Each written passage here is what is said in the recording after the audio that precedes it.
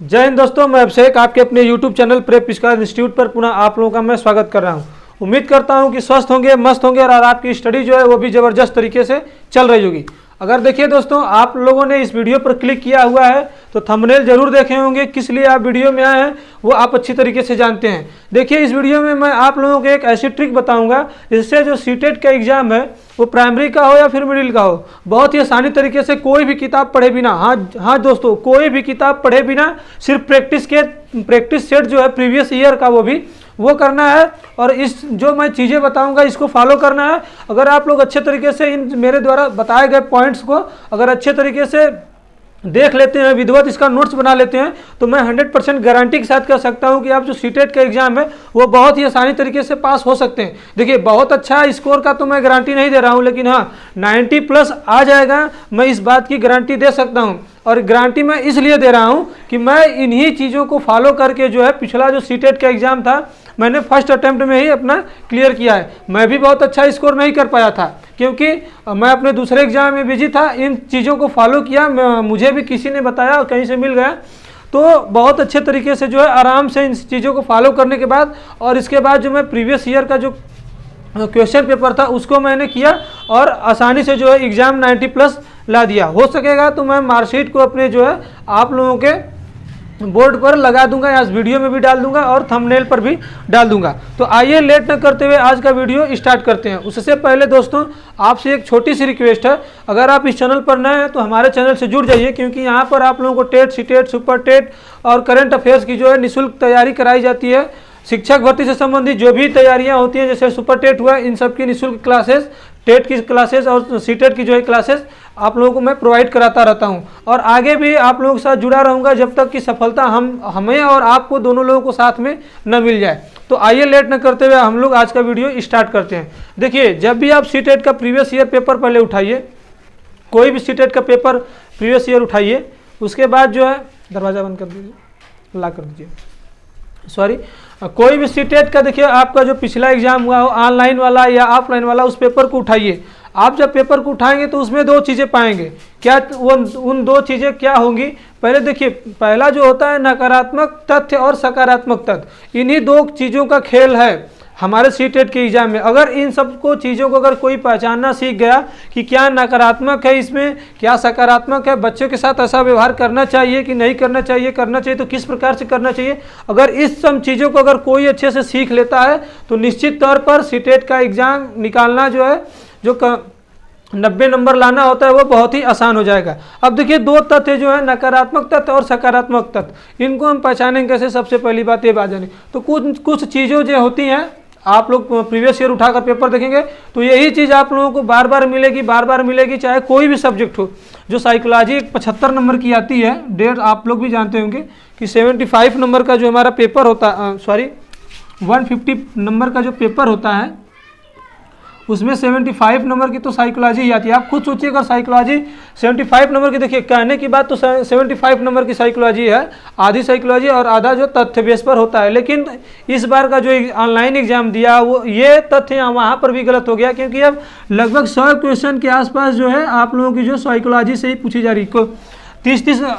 30 number का हर section होता है, लेकिन यहाँ पर क्या होता था कि 15 में ये डिवाइड होता था, लेकिन अब वो 15 वाला समय गया, क्योंकि आप खुद सोचिए कि कहाँ से इतना पेपर बनाया जाएगा। सिलेबस लिमिटेड है, ज़्यादा नंबर भी नहीं लाना है, मेरिट बनानी नहीं है, तो लोग इतना इस पर ध्यान नहीं देते हैं। बस 90 नंबर लाना है आप लोगों को। अगर आप लोग जनरल कैंडिडेट हैं तो जनरल मतलब ओपन कैटेगरी से, और SC या OBC हैं तो आप लोगों को जो है 82 नंबर लाना है।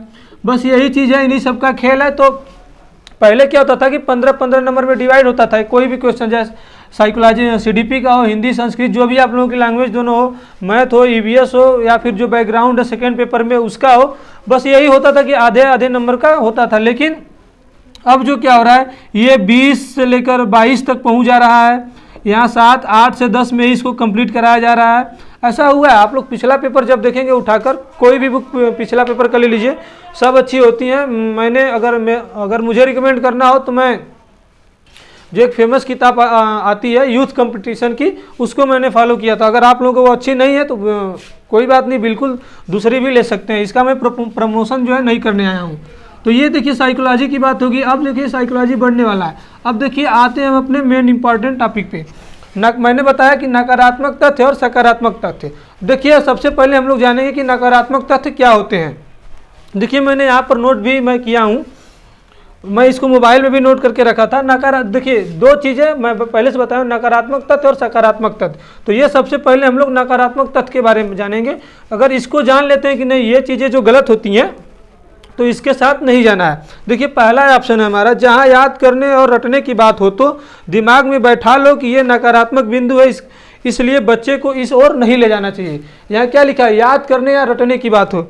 जब भी किसी पेपर में, जब भी आप पेपर देने जाएंगे तो किसी ऑप्शन में देखिए रट कर याद कराने की जब बात हो रही हो, किसी ऑप्शन में हो या फिर किसी क्वेश्चन, तो आप समझ जाइए कि बच्चे को जो है रट कर याद नहीं कराया जा सकता। क्योंकि आप खुद सोचिए कि पहली बात ये जान लीजिए कि आप अपने दिमाग में, माइंड में फिक्स कर लिए ये चीज़ कि जो ये क्वेश्चन पूछा जाने वाला है, ये एक बच्चा जो होता है क्लास 1 से लेकर 5 तक, 6 से लेकर 8 तक, जो भी आप लोग पेपर दे रहे हो उसी के अनुसार आप लोग चलना है। एक्स्ट्रा चीज़ें नहीं सोचनी है।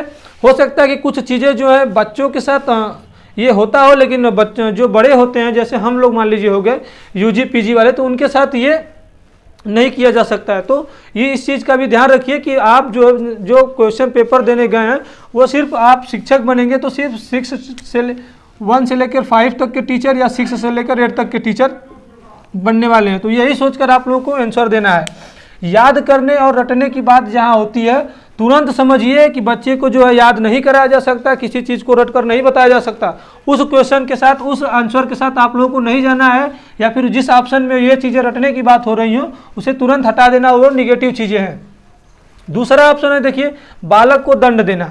अब दंड का, अब कोई बालक जो है कोई गलती कर दे रहा है, क्लास 2nd का 1st का बच्चा, तो ऐसा नहीं कि आप उसे दंड देंगे या फिर किसी मारेंगे पीटेंगे, उसे प्यार से समझाएंगे कि बेटा जो है ये चीज़ें गलत होती हैं, इसको इस तरीके से नहीं किया जाता है। इस तरीके से आप लोग उसको प्रलोभन देकर इस तरीके से आप लोग उसे समझा बुझा सकते हैं। लेकिन बच्चे को है आप दंडित नहीं कर सकते, बच्चे को मार नहीं सकते। ऐसा नहीं कि आप जाकर मुर्गा बना दीजिए। हाँ, बच्चा किसी को मार दिया, किसी की पेंसिल चुरा लिया तो आप उसे 10 डंडा मार दीजिए कि अगले बार से न चुरा। बिल्कुल भी नहीं ऐसा करना है। ये नकारात्मक चीज़ें होती हैं। या फिर मुर्गा बना दीजिए, धूप में खड़ा कर दीजिए, ये सब नहीं करना है। तो बालक को किसी भी हालात में जो आप लोगों को दंड नहीं देना है, ये बात गांठ बांध लीजिए। अलगाव या ग्रुप बनाने की बात। अब देखिए अलगाव या ग्रुप बनाने की बात ये हो गई कि जैसे मान लीजिए कि ये होता है जब हम लोग को डीएलएड में, बीएड में पढ़ाया जाता है कि आप लोग भी जानते हो कि समावेशी कक्षा जो होती है, एक तो एक नॉर्मल जो स्टूडेंट होता है और एक दिव्यांग या फिर एक अच्छा पढ़ने वाला, ऐसे समझिए एक बहुत अच्छा पढ़ने वाला है विद्यार्थी और कुछ ग्रुप का जो है बहुत अच्छे पढ़ने वाले विद्यार्थियों का और कुछ जो है कमज़ोर छात्र है। तो इस तरीके से जो है शिक्षक को बांटना नहीं है कि ये कम पढ़ने वाले, कम आईक्यू वाले बच्चे हैं और ये जो है ज़्यादा आईक्यू वाले बच्चे, तो इनको क्लास अलग कर दिया जाए, इनका क्लास जो है अलग कर दिया जाए। ऐसा बिल्कुल भी नहीं करना। अगर ऐसा क्वेश्चन आ रहा है, क्वेश्चन में दिया है, किसी ऑप्शन में दिया है, तो तुरंत उसको गलत मारिए, क्योंकि वो होने वाला ही नहीं है। इस तरीके से जो ग्रुप नहीं बनाना है। लड़के और लड़कियों में भेदभाव की बात। अब देखिए कि ये भेदभाव कैसे होता है। जैसे मान लीजिए कि आप लोग क्लास ले रहे हैं तो कर दे रहे हैं कि ये काम जो है सिर्फ लड़कियां ही करेंगी, ये काम, जैसे प्रेयर की बात हो गई।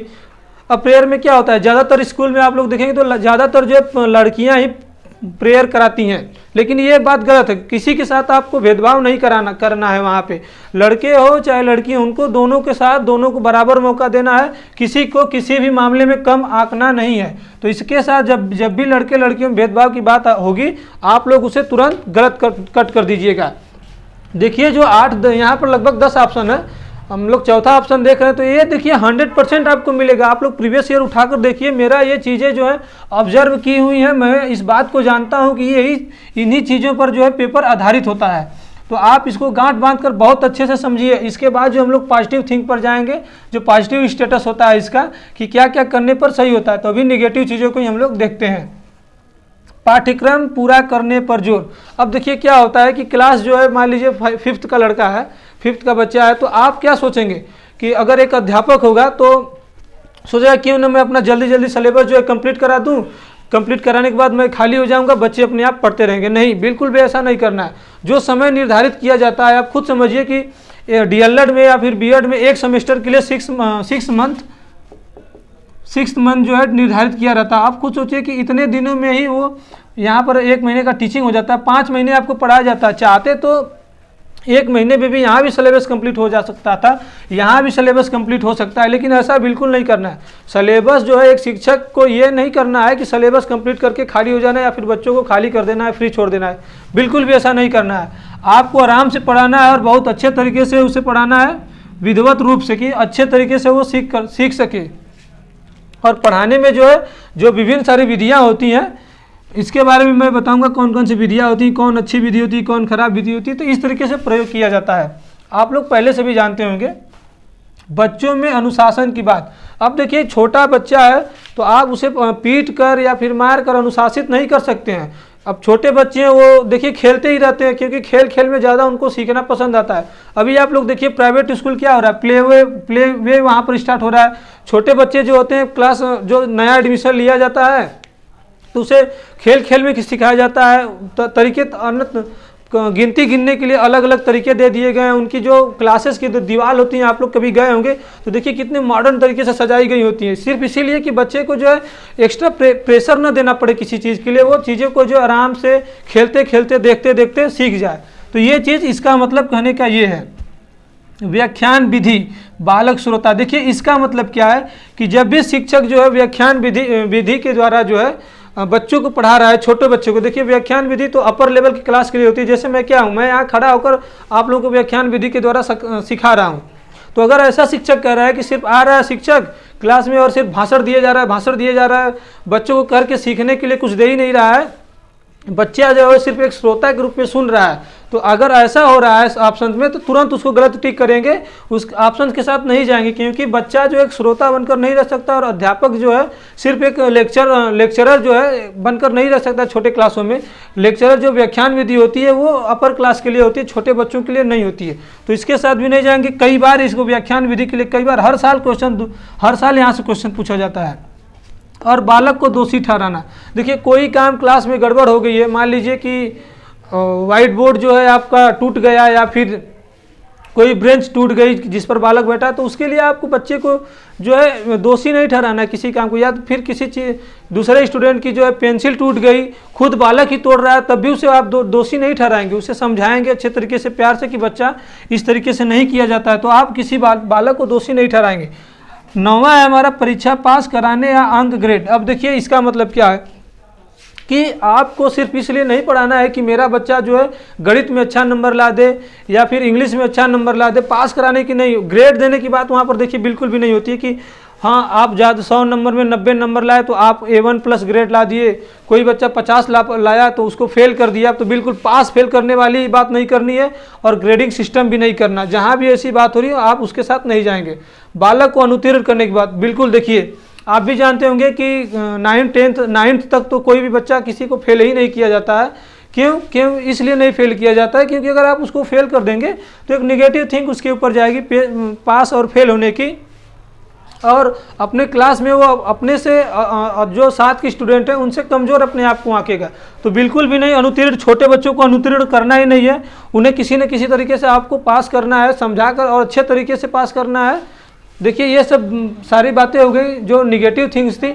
अब जो है हम लोग पॉजिटिव थिंग्स पर जाएंगे कि जो पॉजिटिव जो तथ्य है उसके साथ क्या होना चाहिए, किस प्रकार से जो है क्या क्या चीज़ें आएंगी, तो उसके साथ हमें जाना है। तो चलिए अब इसको हम मिटाते हैं, फिर नोट कर कर आते हैं।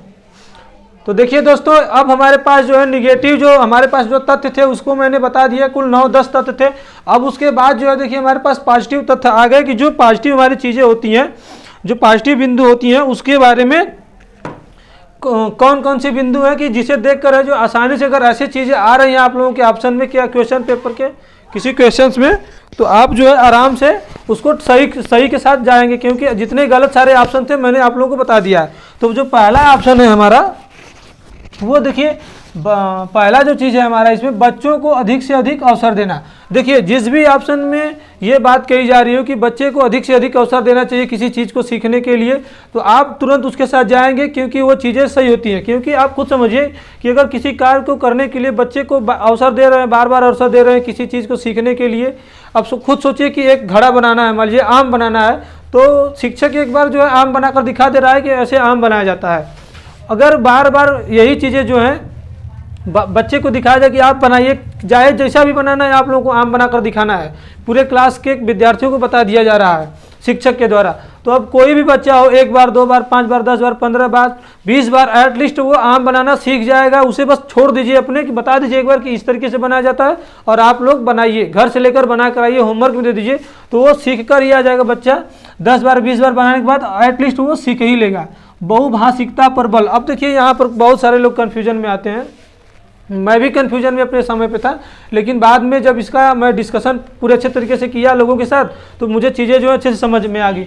बहुभाषिकता पर बल का मतलब ये होता है कि एक विद्यार्थी, आप समझिए कि एक कक्षा है उसमें एक बहुभाषी छात्र हैं, तो बहुभाषी छात्र हैं तो वहाँ पर एक अध्यापक को जो बहुभाषी छात्र में से उनको अलग कर देना चाहिए कि एक साथ पढ़ाना चाहिए। कुछ लोग सोचेंगे कि अलग कर देना चाहिए क्योंकि लोग एक दूसरे की भाषा नहीं समझ पाएंगे, लेकिन बिल्कुल भी ऐसा गलत है, ऐसा नहीं करना है। एक मान लीजिए उर्दू जानने वाला है और एक हिंदी जानने वाला है, तो ये जानने की बात होगी, एक भाषा होगी, लेकिन एक बोली जो होती है बहुभाषिकता एक इंग्लिश और हिंदी वाले के साथ, ऐसा नहीं है कि उसको आप अलग कर दीजिए, बिल्कुल नहीं करना है। उसको जो है बहुभाषिकता को जो है एक बच्चे और दूसरे बच्चे के बीच में सोर्स के तरीके से आप लोग इस्तेमाल करेंगे कि जो बच्चा हिंदी नहीं जानता वो हिंदी जान जाए, जो बच्चा अंग्रेजी नहीं जानता वो अंग्रेजी जान जाए। तो जहाँ भी बहुभाषिकता पर बल दिया जा रहा है उसके साथ आप लोग जाएंगे, 100% जाएंगे, उसको गलत नहीं करना है। देखिए यहाँ पर बहुत सारे लोग जो है कन्फ्यूजन में होकर गलत कर देते हैं। करके सीखना, देखिए आम वाली बात जो मैंने बताया ना, करके सीखना, कि बच्चे को अधिक से अधिक मौका देंगे, कर सीखने के लिए देंगे तो आराम से सीख जाएगा। अब देखिए छोटा सा उदाहरण है एडिशन। एडिशन जो है बल्ब बनाने के लिए कितना सारा एग्जाम्पल लिया, कितना सारा एक्सपेरिमेंट किया। लगभग मेरे ख्याल से 1012 या 13 बार जो है एक्सपेरिमेंट करने के बाद वो बल्ब बनाना सीख लिया, तब आज हम लोग भी उजाले में हैं। तो उसे कर सीखने के लिए दे दिया जाए तो वो आराम से चीज़ों को जो है सीख सकता है। कार्य करने की स्वतंत्रता, उसे कार्य करने की स्वतंत्रता दीजिए, उस पर कोई भी प्रतिबंध मत लगाइए कि नहीं तुमको लिमिट में ही करना है, बिल्कुल भी नहीं। छोटे बच्चों को लिमिट करिए ही मत, आप लोग उसे छोड़ दीजिए कि तुम्हें कितना भी समय में लेना है ले लो, लेकिन इस काम को कर दो, क्योंकि वो काम जो है करके जब सीखने लगेगा तो बाद में जो है करते करते करते करते एक समय ऐसा आ जाएगा कि उस कार्य में जो है वो बालक जो है परिपूर्ण हो जाएगा, पूरी तरीके से सीख लेगा। समावेशी कक्षा, देखिए समावेशी कक्षा एक बहुभाषिकता पर भी हो सकती है। समावेशी कक्षा का मतलब पॉजिटिव वाले में मैंने बताया कि समावेशी कक्षा वो होती है जो मान लीजिए एक साधारण बालक और एक दिव्यांग बालक है, तो ऐसा नहीं कि दोनों लोगों को हटा दिया जाए। या फिर बहुभाषिकता पर जो अलग अलग भाषा वाले हैं तो उनको भी अलग नहीं करना है। समावेशी कक्षा का मतलब यही होता है कि कई तरीके के स्टूडेंट एक साथ बैठाकर पढ़ाया जाए और उनको एक सोर्स के रूप में लिया जाए। कक्षा को वास्तविक जीवन से जोड़ना, अब देखिए कक्षा को वास्तविक जीवन से जोड़ने का मतलब क्या है। अब आप समझिए कि मान लीजिए आप मैथ पढ़ा रहे हैं, तो मैथ पढ़ा रहे हैं कि पूछ रहे हैं छोटे बच्चे से कि 5 और 4 कितना हुआ, तो हो सकता है कि जो उसे जोड़ने में कठिनाई हो रही हो, लेकिन वहीं आप कहिए कि देखिए तुम्हारे पास 5 चॉकलेट है और तुम्हारे भाई के पास या तुम्हारे बहन के पास जो है 4 चॉकलेट हैं, अगर दोनों को मिला दिया जाए तो कितना हो जाएगा, तो वो खट चॉकलेट के नाम पर गिन लेगा। तो इस तरीके से वास्तविक जीवन से अगर आप बताएंगे तो आराम से बता सकते हैं। या फिर अगर जो क्लास 6 से लेकर 8 तक के बच्चे हैं तो उन्हें इंद्रधनुष बनाना आप सिखा रहे हैं, आप बनाकर दिखा रहे हैं, कलर कर दिखा रहे हैं, तो उतना उसको नहीं समझ में आएगा, जितना सीख तो जाएगा लेकिन उसके मन में वो रहेगा कि इंद्रधनुष कैसा होता है। वहीं आप बताएंगे कि बरसात का सीजन जब आया है उस समय पढ़ा रहे हैं कि देखो ये जो है हमारी इंद्रधनुष होती है, ऐसे पानी जो हाथी होती है पानी खींचती है, जो कहावत है, अगर उसको अच्छे तरीके से बताएंगे तो वो आराम से वहाँ पर बच्चा जो है सीख जाएगा इंद्रधनुष को देखकर। सृजनात्मकता एवं जिज्ञासा पर बल, अब देखिए जिज्ञासा, बालक जो है जितना जिज्ञासु होगा, जितने अच्छे तरीके से सोचना चाहेगा उसको सोचने दीजिए, सृजन चीज़ों को नई चीज़ों को करने दीजिए, जितना करेगा वो उतने तरीके से अच्छे तरीके से सीखा। देखिए दोस्तों निगेटिव जो तथ्य थे हमारे, उनके बाद पॉजिटिव तथ्य जो है ये भी मैंने आप लोगों को लगभग बता दिया। अगर इसको आप लोग देखिए, सबसे पहले बात कि अगर आप लोग इसको देख रहे हैं वीडियो को तो इसका दोनों का नोट्स बना लीजिए। नोट्स बनाने के बाद विधिवत जो है 5 से 6 बार वीडियो को देख लीजिए या फिर उसी को जो है पढ़ लीजिए। अगर अच्छे से ना समझ में आए तो फिर दोबारा वीडियो देखिए, क्योंकि इतना अच्छे से यूट्यूब पर अभी कोई नहीं बताया है पास करने की ट्रिक। और ऐसा नहीं है कि ये मनगढ़ंत ट्रिक है, बिल्कुल नहीं। मैंने खुद अप्लाई किया है, मैं खुद सीटेट का एग्जाम पहले अटेम्प्ट में ही पास किया हूँ। और इसके बाद देखिए दोस्तों मैं ये चीज़ें फॉलो किया था। और उसके बाद जो है आप लोग प्रीवियस ईयर, मैं पहले भी बताया वीडियो में कि प्रीवियस ईयर आप लोग ले लीजिए। प्रीवियस ईयर नहीं लेंगे तो समझिए कि एकदम बेमज़ा है। बिल्कुल, क्योंकि जब तक आप क्वेश्चन सॉल्व नहीं करेंगे, क्वेश्चन देखेंगे नहीं कि क्यों ना ये चीज़ें जो है जुड़ रही हैं कि नहीं जुड़ रही हैं वहाँ पे, जब आप प्रीवियस ईयर करेंगे तो देखेंगे कि इन्हीं सब आधार पे जो पूरा का पूरा आप लोगों का जो पेपर है सीटेट का, चाहे प्राइमरी का हो चाहे जूनियर का, इन्हीं पर जो है टिका है पूरा पेपर। आप फॉलो करिए इसको पहले, फिर उसके बाद प्रीवियस ईयर पेपर करिए। प्रीवियस ईयर खत्म हो जा रहा है तो टाइम मिल रहा है आप लोगों को, तो प्रैक्टिस सेट ले लीजिए। किसी का भी प्रैक्टिस मार्केट में उठाएंगे सीटेट का, अच्छा खासा प्रैक्टिस जाइए आप लोग देख लीजिए। जब प्रीवियस ईयर कर लेंगे तो आपको इतना समझ में आ जाएगा किताब देखकर कि कौन सा प्रैक्टिस सेट जो है अच्छा है, आप कोई भी खरीद सकते हैं। उसके बाद प्रैक्टिस कर लीजिए। ऑनलाइन अगर उपलब्ध हो रहा है तो ऑनलाइन कर लीजिए, साइबर कैफ़े में जाके, या फिर आपके पास लैपटॉप कंप्यूटर होगा उससे कर लीजिए, मोबाइल से कर लीजिए, या फिर ऑफलाइन कोई बुक ही ले लीजिए प्रैक्टिस सेट का, उससे आप जो है आराम से कर सकते हैं। तो उम्मीद करता हूं दोस्तों कि ये वीडियो जो है आप लोगों को पसंद आया होगा। बहुत अच्छे से, बहुत मेहनत करके मैंने इस वीडियो को बनाया, तो आपसे मैं उम्मीद करूंगा कि आप जो है हमारे चैनल से जुड़ जाएंगे, वीडियो को लाइक करेंगे और इस वीडियो को हर उस ज़रूरतमंद के पास पहुंचाएंगे जो पिछले कई बार लगातार परीक्षाओं देने के बाद भी सीटेट टेट का जो है एग्ज़ाम क्वालिफाई नहीं कर पा रहा है। एक छोटा सा एग्ज़ाम है पासिंग करने के लिए, क्योंकि आप लोग भी जानते हैं कि बिना सीटेट का एग्ज़ाम या टेट का एग्ज़ाम पास करने से आप लोग जो है कि किसी भी शिक्षक भर्ती में शामिल नहीं हो पाएंगे। तो एक पहली सफलता के लिए एक पहली सीढ़ी यही होती है कि आप लोग सीटेट या टेट पास करें। तो चलिए अब मिलते हैं अगले वीडियो में, तब तक के लिए जय हिंद, जय भारत।